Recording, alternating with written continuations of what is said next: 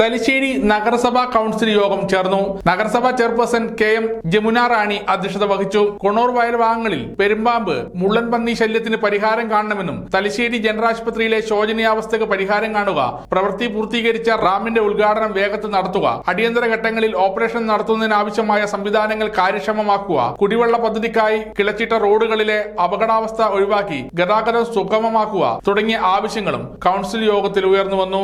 കൃത്യമായ മാർഗനിർദ്ദേശവും അതിന്റെ ഒരു ഇടപെടലും അവർ അനിവാര്യമാണ്.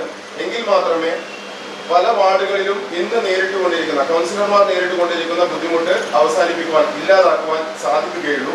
മുൻകാലഘട്ടങ്ങളിലുള്ളതുപോലെ ഏകപക്ഷീയമായ ഒരു വാർഡ് വിഭജന രീതി അത് പൂർണ്ണമായും ഒഴിവാക്കിക്കൊണ്ട് 100% ആളുകളെ എല്ലാം വിശ്വാസത്തിൽ എടുത്തുകൊണ്ടുള്ള ഒരു വാർഡ് വിഭജന പ്രക്രിയ നടപ്പിലാക്കണം എന്നുള്ളതാണ് ആദ്യം തന്നെ ഈ ഒരു വാർഡ് വിഭജനവുമായി ബന്ധപ്പെട്ട് സൂചിപ്പിക്കുവാനുള്ളത്. അതോടൊപ്പം തന്നെ വളരെ പ്രധാനപ്പെട്ട ജനങ്ങളെ ഏറ്റവും കൂടുതൽ നേരിട്ട് ബാധിക്കുന്ന ഒരു വിഷയമാണ് തലശ്ശേരി ഗവൺമെന്റ് ഹോസ്പിറ്റലിൽ നിലവിലുള്ളത്. വളരെ സങ്കടമുണ്ട്, ദുഃഖമുണ്ട് പറയുന്നത്. ഇത്രയും ശോചനീയമായ ഒരു അവസ്ഥയിലാണ് നമ്മുടെ തലശ്ശേരി നഗരസഭ, തലശ്ശേരി ഗവൺമെന്റ് ഹോസ്പിറ്റൽ എന്ന് പറയുന്നത്.